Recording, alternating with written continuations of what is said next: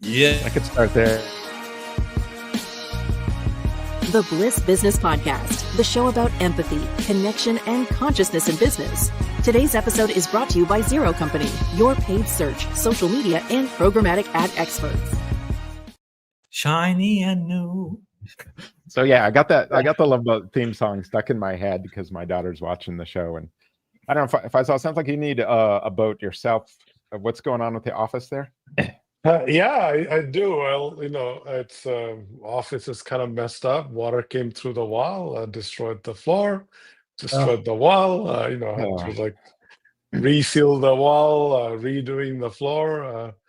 At some point I thought I'd put a heated floor because we live in East Coast, and it is cold. I mean, we have snow outside, right? So, and now I'm forced to put a heated floor. That's my week. There you go. Yeah, I think the last rainstorm we had, I had like 10, 12 buckets out. It was just nuts. This is nuts. Anyway. That's unpredictable. Yep, for sure. Welcome to the show, everyone. This is the Bliss Business Podcast. I'm joined by my co-hosts, Mike Lusky and Tulio Saragusa.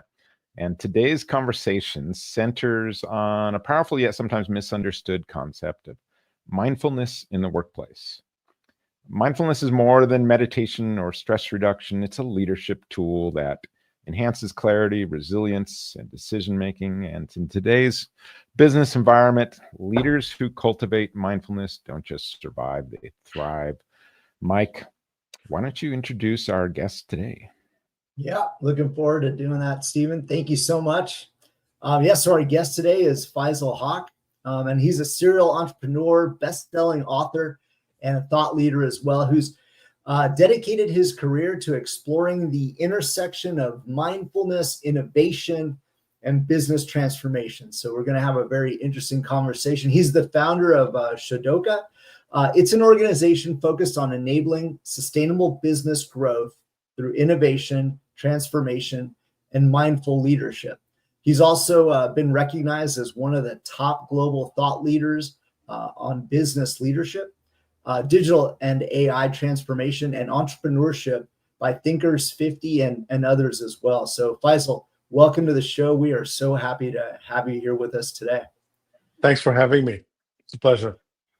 So maybe to help us kick things off, Faisal, many think of mindfulness as, something that's kind of personal to somebody, and think of it, this sort of abstract thing.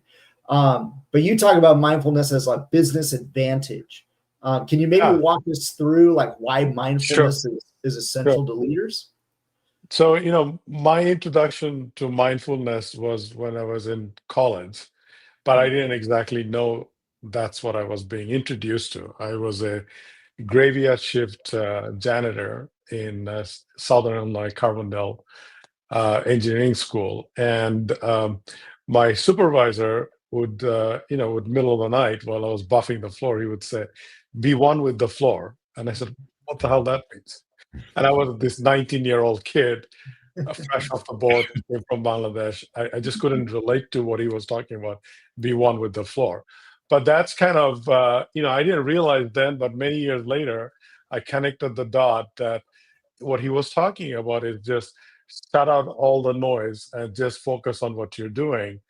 And, and I grew up in Bangladesh. I was very much introduced to the classic Eastern philosophical tenet and Sanskrit and Bengali literature. And I kind of that kind of stayed in the background. And then as time went by, I got, got farther in my career. I started traveling. I went to Japan a couple of times, and I got reintroduced to Zen Buddhism, and all that stuff kind of rushed back. So we're talking about, maybe 15, 17 years ago.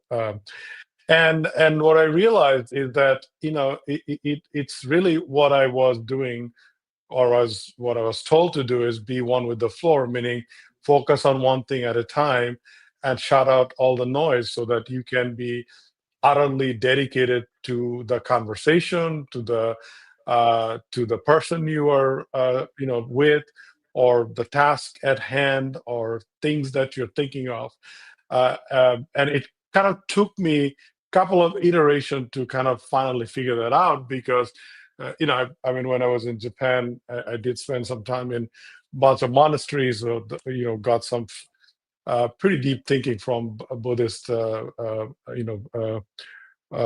monks around mindfulness. And obviously, as you started the show early on saying that, it's a lot of people think it's about meditation, it's a very spiritual journey, but mindfulness is really a way of living, how you live.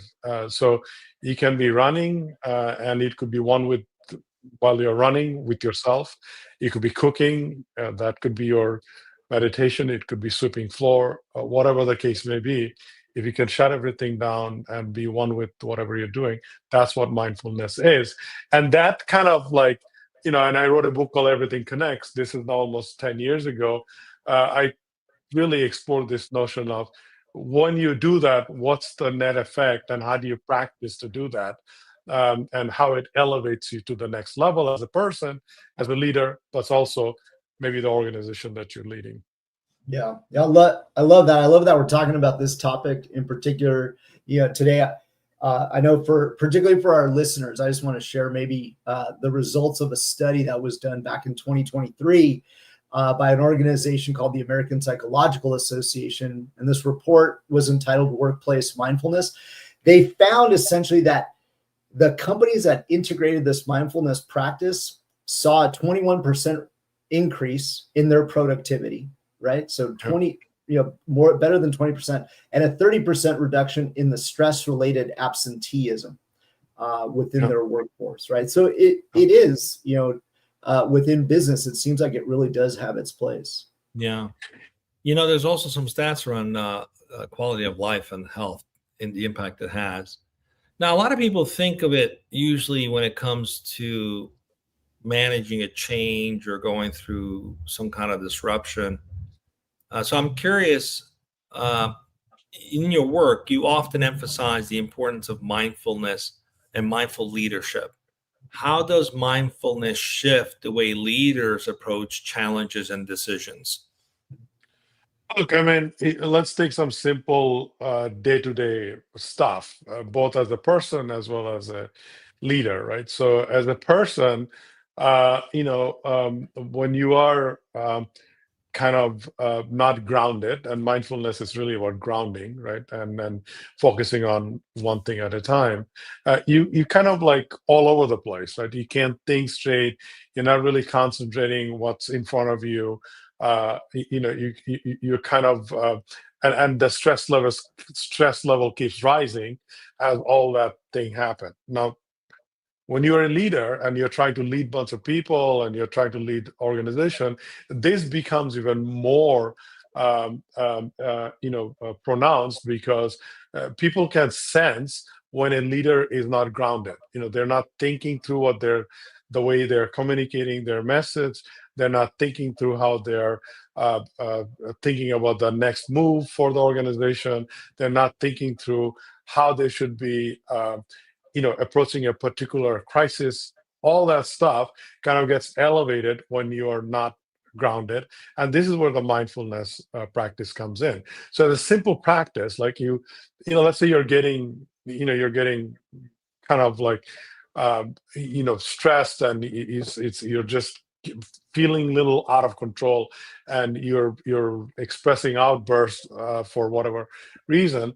That's when, if you practice mindfulness, you will be able to catch yourself, take stop yourself, reground yourself, and re-engage, right? It's a stopping and rethink and re-engage, right? So those, and so if you want to take the practice little advanced level, I mean, if you do practice meditation of whatever form that is, you can incorporate those things like through the breathing techniques and whatnot. But it's really a portrait, it's a portrait of yourself onto yourself as well onto others that kind of guides situation, organization, and whatever you want to do. And it's that situational awareness that allows you to be more creative, more innovative, more engaging, bringing people under your umbrella in terms of what you want to accomplish, and also inspiring them to be their best, right? So that's when you talk about the productivity gain, or people, when they feel inspired and creative, organizations are always more productive and always better performance. Yeah, definitely. That definitely resonates, right? I mean, I think we've seen that even in our own personal lives, right?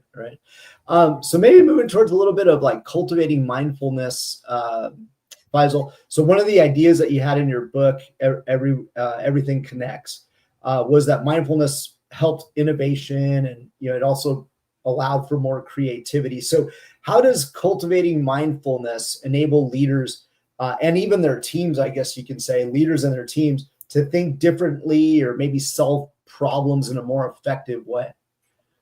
Yeah, look, I mean, it's a, when you do practice this notion of this level of grounding, and you become super observant, it allows you to see things that you don't see. It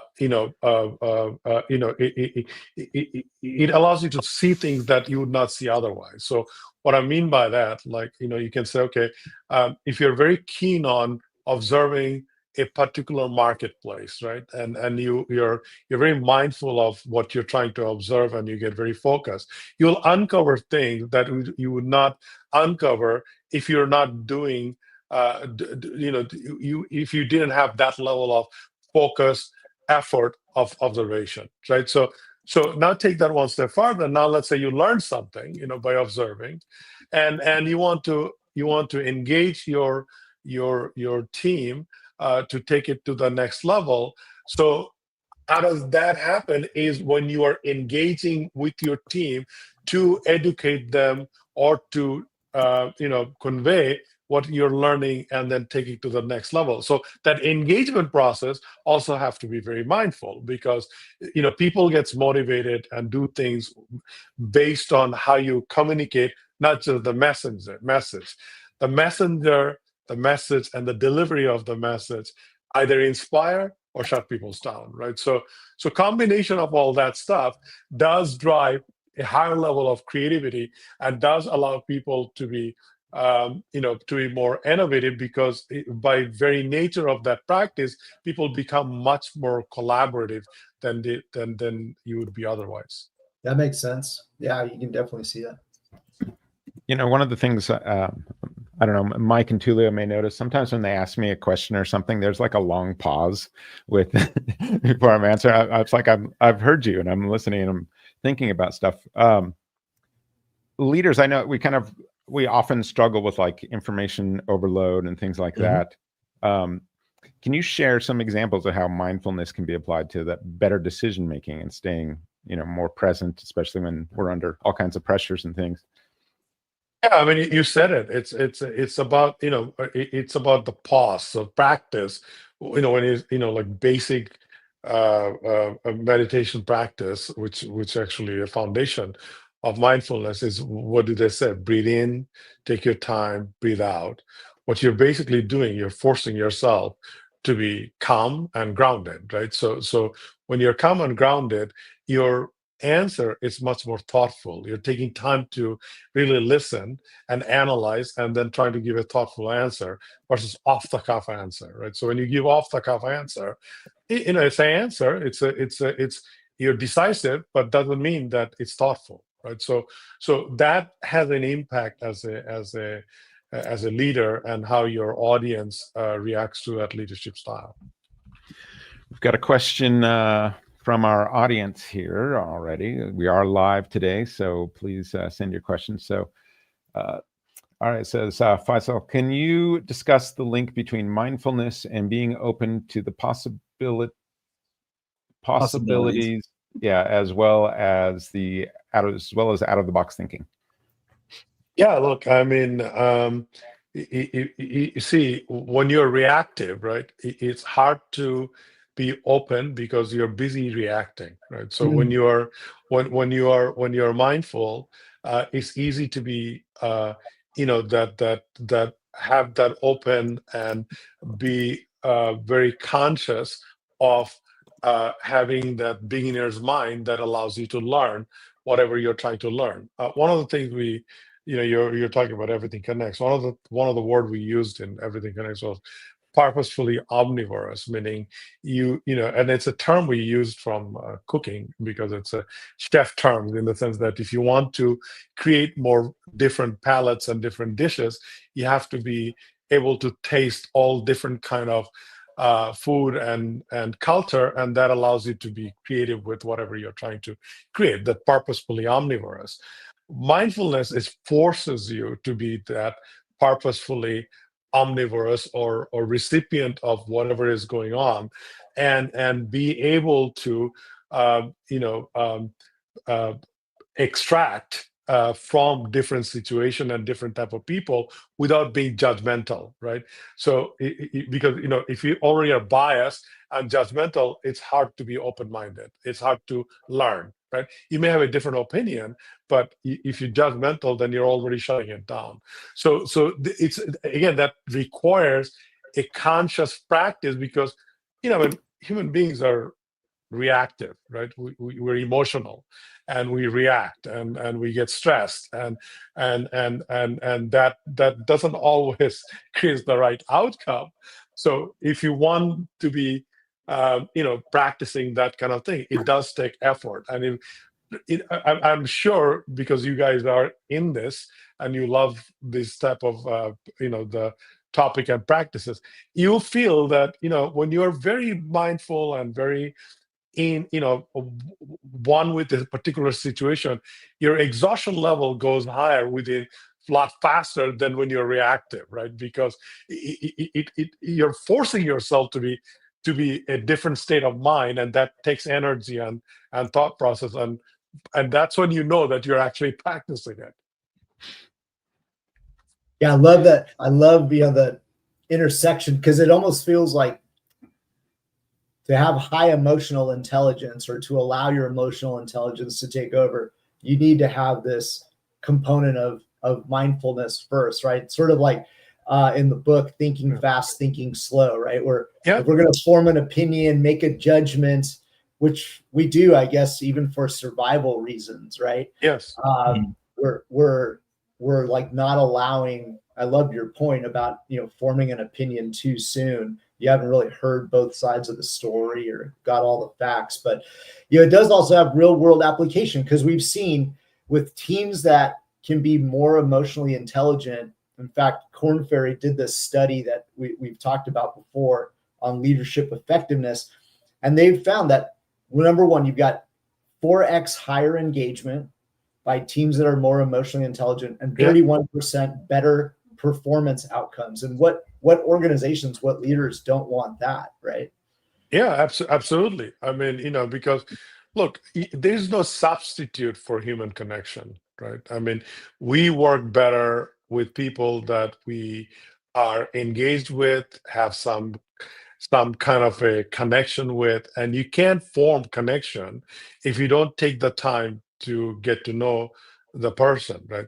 You may be completely opposite, in terms of how you work, how you think, your belief system, whatever the case may be, but you can still be great coworker if you do understand where they're coming from, right? And it's important to know that, because then you can make each other better, right? Because we all have different kind of skill set and different things that we bring to the table, and it takes a conscious effort. It takes you to be mindful, to be able to understand that difference, and be able to open to leverage each other, and that's how you get better as a team. Yeah, that was a great point. I love your quote. What did you say, Faisal? There's no substitute for connection. Yeah, there's no substitute for human connection. Absolutely. For human connection. Yep, I'd agree. So maybe transitioning the conversation a little bit to building a business around thought leadership and mindfulness, Faisal. So many people they've got deep insights that they want to share, whether it's about leadership or mindfulness or some kind of transformation that needs to take place in their business. However, they struggle to build a business around what they know. So Faisal, what has worked for you in being able to turn your expertise into a successful business? Look, I mean, this is a very hard question. The reason is that the reason is that I'm known I for don't. those, Faisal. Right, because I don't actually sell I mean, if you talk about my business, I don't necessarily sell a mindfulness product, right? Right. But my methodology and the framework and the steps and the guides that are embedded into my software product does have these very deep the emotional intelligence, mindfulness, resiliency factor that kind of drives my thought process. As you've probably seen, that my next book coming out in a couple of months called Transcend, and it's all around AI, but it's very much focused on humanity, right? So because it's a conscious choice, again, mindful choice, what we will do collectively as a humanity that will drive where humanity will end up. Either we'll end up at a better place, or we'll end up in a worse place because of our collective behavior. So in that context, when I was writing and simultaneously developing this framework for transforming organization with AI, I came up with these two framework: open and care. Open is there's acronym, and there's many steps behind it. Open meaning the thought process was that you have to be open to possibilities and be able to leverage a technology like AI, or a series of technology like AI, but you also have to care about humanity if you want to protect the humanity with a guardrail and the framework and whatnot. That's why we call it care. So if you just listen to this story, the mindfulness and conscious have a conscious thought about what happens to the people we interact with, or the business we do, kind of driven develop. And I'm just using that because this is very recent and I've been working on it for last couple of years. I know you guys just launched a new product. Similarly, as the time changes, I've been also looking into launching this framework and along with the book. But in the context of writing that, and in the context of the product development, all the stuff that we just touched upon played a pivotal role for me as well as my team, because they're ingrained in all these, the thought process and whatnot. So things like, okay, how do you build, how do you build a new product with AI, and what kind of conscious, mindful decisions do you have to take to protect from the danger of it? Because there are a whole lot of danger that we could probably spend next hour talking about the possibilities. I know. Believe me, I'm like, I want us to go down this rabbit hole of AI. And but my point is that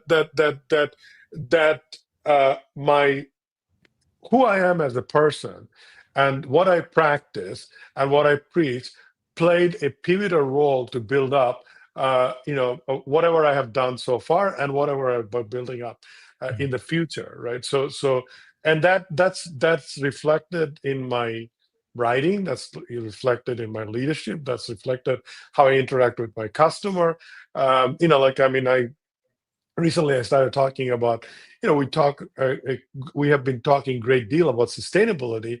The next set of questions would be, well, how do you regenerate how do you regenerate the progress? It's not just sustaining, it's how do you regenerate, because sustainment means don't do any harm.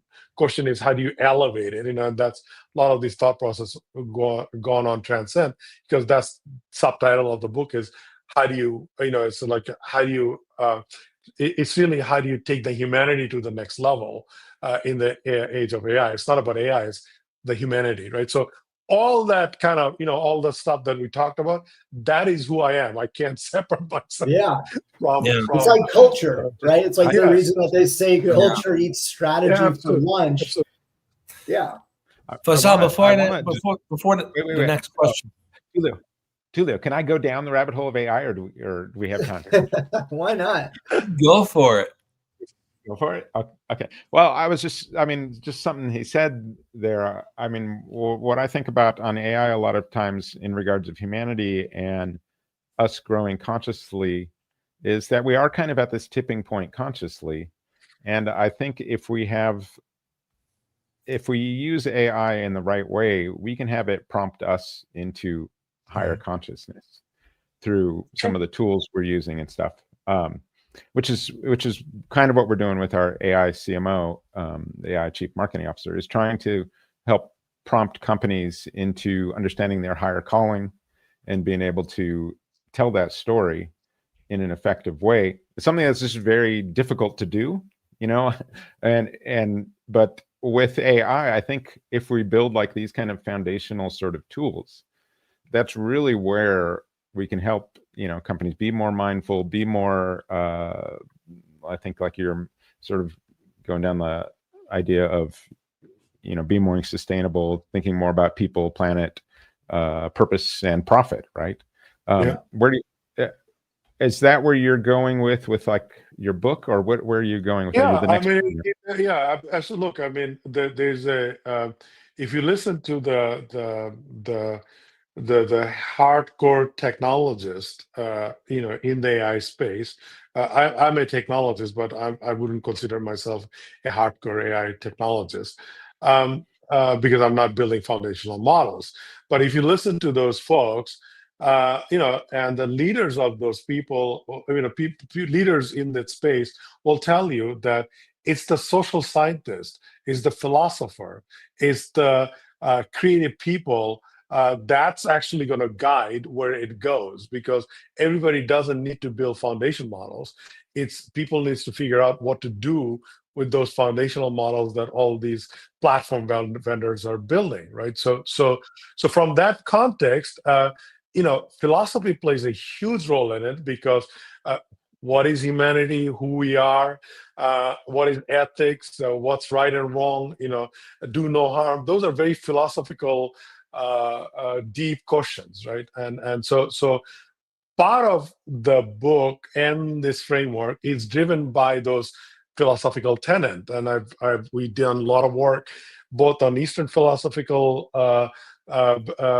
with Eastern philosophical background, but also a lot of work from the leveraging a lot of the Western philosophical background, and it's one of the pillars of this thought process. The second element of it is that what does it mean to elevate humanity, right? I mean, here's a couple of things we have to absolutely acknowledge. We are already less smarter than where AI today is, right? Because simple fact is that, okay, look at four of us and open up any foundational model. It has much more data source and knowledge base than four of us, right? And so already it's kind of more smarter. I mean, you can question that, well, it cannot, it's not really at the general level of intelligence. It's generative. It's a pattern. It's driving. It's driven by pattern, etc., etc. But the more you play with it, you realize it's already quite smart, right? I mean, and I find myself having conversations, what do you think about this? Why didn't you move this to this? And what's the pros and cons? And it's not like I'm not just asking him to asking these models, and I've been playing with different models, just write, not using it for writing a better email. I'm using it for research and having a debate to see whether I can better myself. So it will become a partner. So to your point, it can elevate. I know we're just talking about the generative AI interface, but that's just very one element of AI, as all of you know. I mean, the predictive modeling and analytics and generative AI, all that stuff. Agentic AI.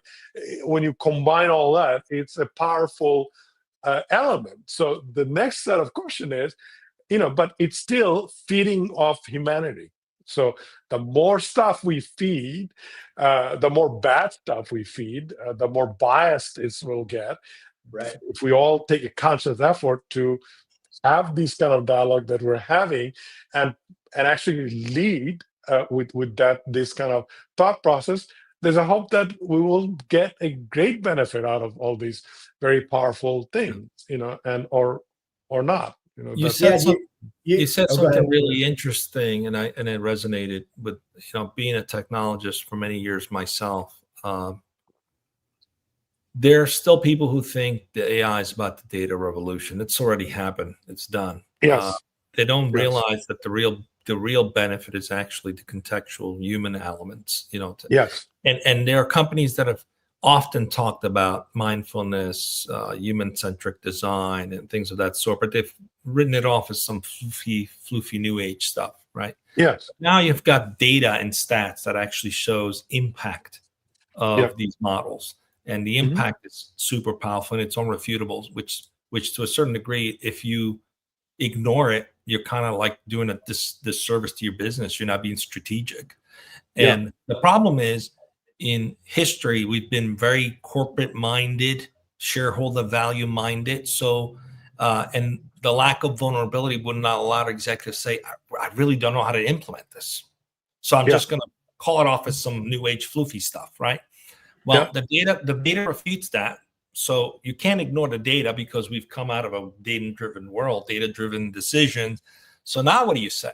And this is where I think the big opportunity for AI comes in, to level up those who may be incapable of actually showing that level of mindfulness or empathy or even love in the workplace. They can actually have a companion that can train them, guide them on how to sure, communicate in a way that is mindful, that is empathetic, and that it actually takes into consideration the impact that words and actions have on people. And I think that's where the big opportunity is, to be able to actually practice even mindfulness at scale. My question to you is, how do we help those organizations make this transition to realize that it isn't new age stuff anymore? It's strategic, and there are tools to help you implement this. And it's not about the data; it's about how right. you humanize that data. Right. Look, I think we were talking about culture early on, right? This is really about defining a purpose-driven culture and having those practice ingrained, and it doesn't happen one day, because it's a cumulative effect, right? So it starts with the leader, but it's kind of cumulative effect, right? I mean, as we know, since we're talking technology, I mean, current CEO of Microsoft gets a lot of credit for being a different kind of leader, because he is very empathy driven, and he has changed the culture completely, and they done very well for themselves, right? That wasn't the case when he took it over, right? I mean, he had to wholesale change the cultural norm of the company, and it was kind of sort of struggling, and he with his leadership style and the practice and leading the company, it's gone to the whole different place. You may like Microsoft, you may not like Microsoft, that doesn't matter. The fact is that they are being very successful with that kind of leadership style, right? Yeah. So that's that. It starts with the leader, right? So if the leader doesn't buy into it and has a different kind of idea of what leadership is, then it's very difficult to do. I mean, most of my life I've been working with large, complex organizations, and all of those organizations have very strong leaders. And I've done that, I've also seen that in the venture-backed companies and in private equity as well. But the large organizations are complex, and they have these leaders, and the organization always takes shape in the kind of personification of the leader. So if you can't convince the leader to have that as his or her daily practice, then it's very difficult to change it with tools or technology or any of that stuff. We talk about the human element. That's very human element, right? But if the leader buys into it, it's not that difficult, because you can set up all kind of things that are very consciously driven. Decisions are very driven by conscious. You're taking time to think through. You're not being reactive. You don't look like your hair is on fire all the time, etc., etc. So Faisal, what do you say to leaders and teams who are skeptical about bringing the mindfulness into workplace? Like you're talking about if you've got buy-in, that's good, but if you don't, what do you? You got to remind them of the dinosaur age, how they've been extinct. Those leaders will end up. I think the way you do that is when you show exactly what we're talking about is data, right? And sometimes the leader actually needs, because he or she is a leader, may not want to kind of put this out in the public. You have to coach them one to one and try to elevate them. But at the end of the day, if you want to make this a part of the culture, you have to put repeatable process that forces people to be that conscious, right? How you conduct meeting, how you do performance tracking, how do you create a innovation portfolio that drives a next set of product offering, right? What's the impact on your customer, how you interact with the customer, right? By the way, that all has a bottom line and top line financial impact, right? For sure. Because when all those things goes wrong, then nothing happens. But it does starts with the leadership mindset. I cannot emphasize. You can learn process, you can learn technology, you can learn all kind of breathing technique, and you can do go at a monastery and do meditation. But if you don't buy into the notion that you have to forcefully have a mindset that is towards building up this culture, you're not going to be successful. Yeah. And we have an acronym for that, right? 10 minutes. We talk about a lot. Like we have the acronym BLISS, is build, love, and its scalable systems. It's just to keep us mindful of like all the systems you were just mentioning. It's to keep us mindful. Okay, how can we, make human connection important here, or how can we do something that's, shows our empathy here? And we build all these systems and are trying to be really mindful of doing the loving thing in the process. When these kind of mindset meets the systemic execution, that's where the success begins, right? By the way, here's the other thing. If you're not conscious and if you're not building human connection and you're not mindful, guess what? Biggest talent doesn't even belong inside your organization. They're all outside. So it's a forming relationship. How do you form a relationship and collaborate? They won't come in either. They won't come in. Some of this is generational too. Some of the older generation, Gen Xers, including myself in that generation, we were sold on this idea that control and power is ultimately where you're striving for, and we go through the terrible idea. We were sold a bag of goods because that actually is what holds back executives from growing their businesses, because they're trying to control so much they don't know how to let go, and it actually hurts their business. They don't grow that way, so it's counterintuitive, and the newer generation won't stand for it. They just won't. Right. Because they have more options. You can work from anywhere. You can do whatever you want to do, right? So you got more options to do things. Well, how much we got? A little time to wrap up here. Should we go for the wrap up, Tulio, or you? Let's do the famous question. Yes, please. Yeah. So we're talking about it, right? In one way or another throughout this podcast, I think, but. Before we do wrap up, though, we ask, this question is like, do you think love belongs in business?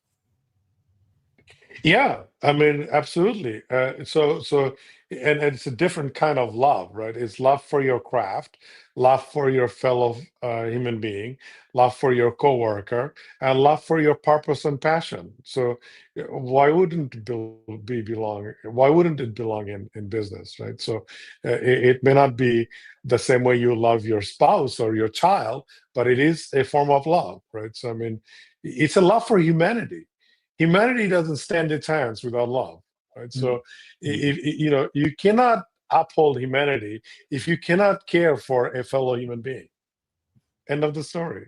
And if you do care for a fellow human being, that is the love for humanity. And the way you treat yourself, that's how you want to treat somebody else, right? So, and that's how you form organization, community, nation, and then the globe. Yep. We all got to get on the love boat. Full circle.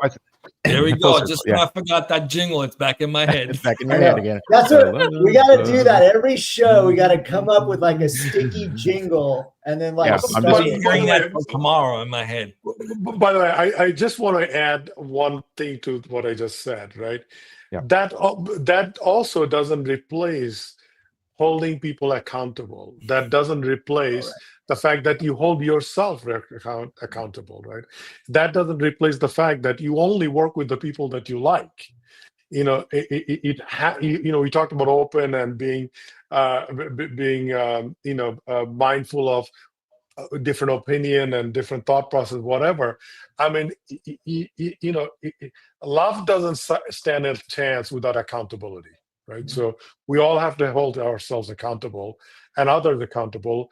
Yep. But the way we do that, the way we execute that accountability has to be driven from a right place versus command and control, like we were talking about before. Yep. And there's a generation program. It's so true. Even in self-managed organization, that is the number one pillar: self-accountability. Without it, you just have chaos. I think our first podcast was on resentment. It's like you've got to hold people and things and everybody accountable, or it's going to plant these other seeds in the organization that need to be weeded out, I guess. And I mean, that's the key. Ideally, people should hold themselves accountable. If you have to hold them accountable, then there's still a parental-child relationship. I mean, it's to be an adult. Everybody should be an adult and hold themselves accountable. Look, this is where philosophy and ethics comes in. Exactly. Accountability is a discipline, but it's also driven by ethics and philosophy, right? So, I mean, if you want to treat other people differently than yourself, that's not so ethical, right? So, I mean, goes deeper, right? And so the definition of love and how you practice that in the context of workplace and in the context of what we're talking about is actually very deep, and it has many layers and nuances, and that also drives a leader one way versus another. Yeah. Faisal, it's been a great conversation. Where can our listeners go to learn more about your work or get in touch with you? You can go to my website, faisalhoque.com, and you can find me on LinkedIn. I try to post at least one post a day, some nugget of learning. I don't sell anything. You don't have to buy anything from me. The book, by the way, you mentioned book a couple of times. Book is for charity. I have a cancer surviving son who's 22 years now. So all the book proceeds goes to cancer research. That's about it. Amazing. I love it. Thank you so much today. Thank you to our listeners for tuning in and asking great questions.